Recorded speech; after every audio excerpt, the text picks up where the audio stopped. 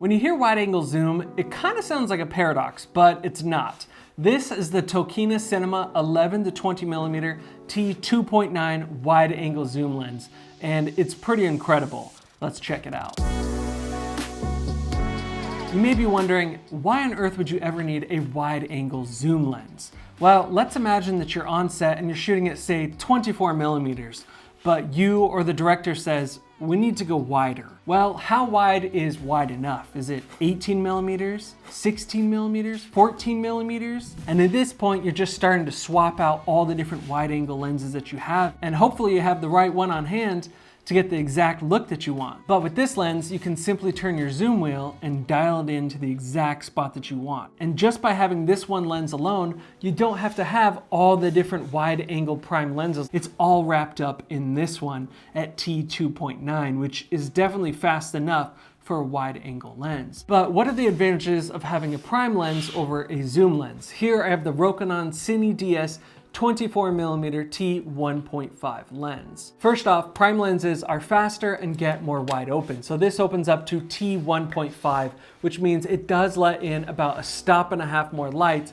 than the zoom lens at T2.9. So it's gonna have better low light performance and a more shallow depth of field. But this is only a 24mm lens. Let's take a look at a 16mm Rokinon Cine DS lens. So we're definitely getting a lot wider here, but this only opens up to T2.2. So it's a little more than a half a stop brighter than the TOKINA, but it's only a 16mm lens. Let's say I need to go even wider, like to the 14mm Rokinon lens.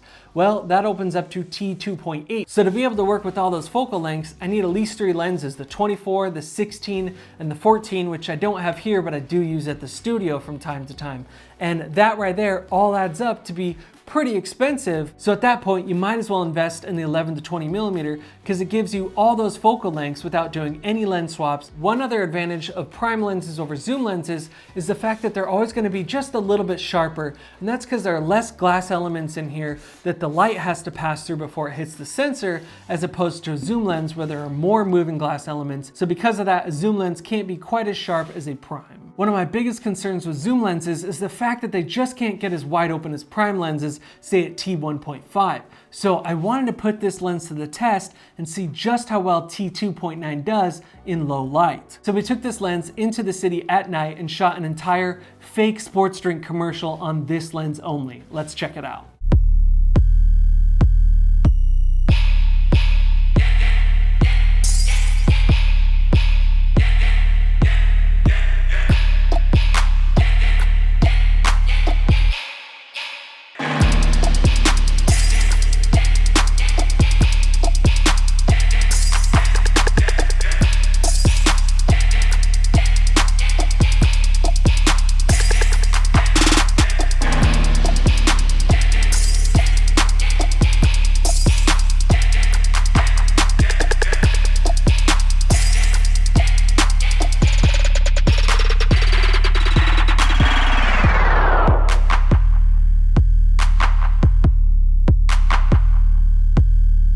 Hopefully you enjoyed that little spec ad. Just watching it makes me tired because we did a lot of running that night, but it was a ton of fun to do. I filmed the entire thing on the Fujifilm X-T4 with, of course, this lens wide open at T2.9.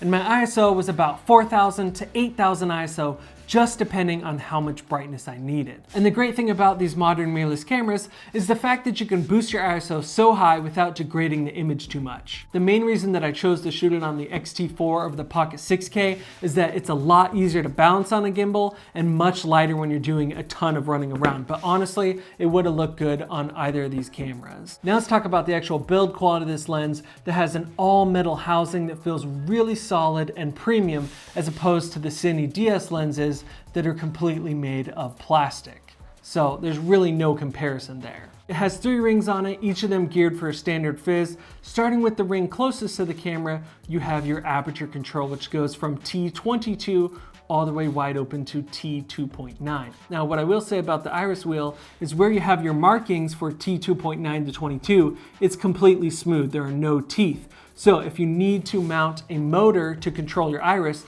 you got to either mount it from the top or the bottom. You can't put it on the side because there are no teeth there. The zoom wheel spins nice and smoothly, and there are tick marks from 11 to 20 millimeters for each millimeter focal length. Finally, the focus wheel turns really smoothly, and it has about a 300-degree focus throw, so it's really long and allows you to just dial in your focus just perfectly. And of course, there are really clear markings on both sides in either white or yellow to tell you where your focus is at in feet. The lens mount that I have here is Canon EF, which I love because I feel like it's the most adaptable to just about any camera body out there. But you can also get this in PL, Micro Four Thirds, and I think a few other options as well. And I believe that the lens mount is also interchangeable, so if you need to switch to say a PL down the road, you could also have that done. If you want to use screw-on filters, it has an 86 millimeter thread size here in the front, or you can use a 95 millimeter clamp adapter to clamp a matte box onto the front of it.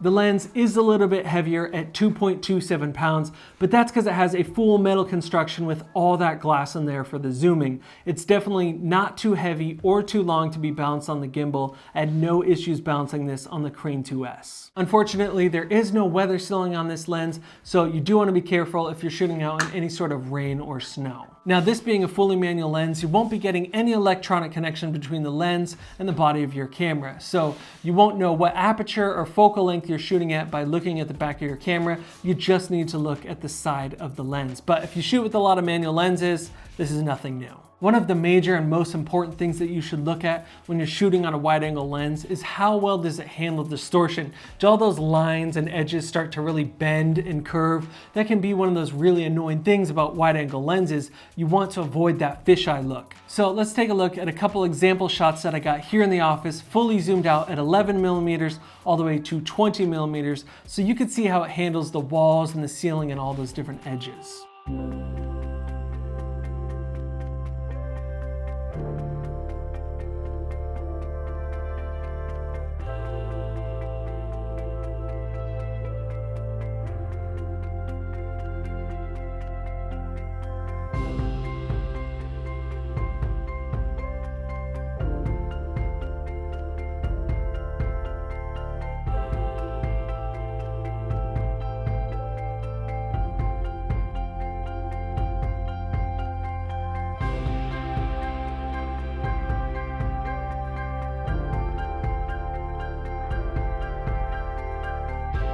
Now let's take a look at how the bokeh looks on this wide open at T2.9. And for the most part, the bokeh stays pretty round and smooth, and it doesn't start to distort too much on the edges.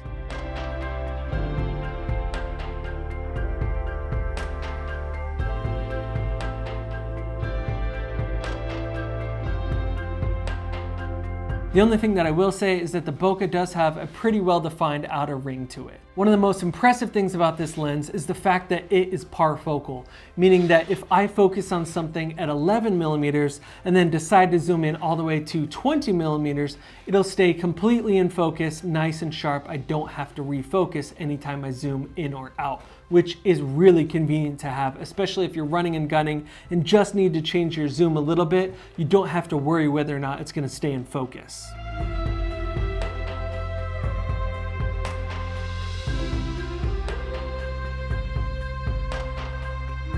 This lens produces a 30 millimeter image circle, so it should cover most crop sensor lenses, APS-C, and Super 35 sensors. But there are some Super 35 sensors that are a little bit wider, so there could be some vignetting around the edges if you're, say, all the way zoomed out at 11 millimeters. So they've actually marked that on the side here, and once you reach 16 millimeters, which is this kind of orange tick, there will be no vignetting from anywhere between 16 to 20 millimeters. But for me, I have no vignetting on the Pocket 6K, the X-T4, or any of my other APS-C cameras. Because this is a fully manual lens, there's no optical stabilization. And on the Pocket 6K, there's no IBIS. But if you watch my last video all about the new Polar Pro Basecamp, you'll know that I shot a ton of footage completely handheld with this exact setup and was still able to get really smooth footage. So if you want to see even more footage from this lens, definitely check out that video as well. Now let's talk about price. When it comes to cinema glass, you can definitely expect to pay more than you would for a stills lens. At the time of filming, this lens goes for about $2,400 US, which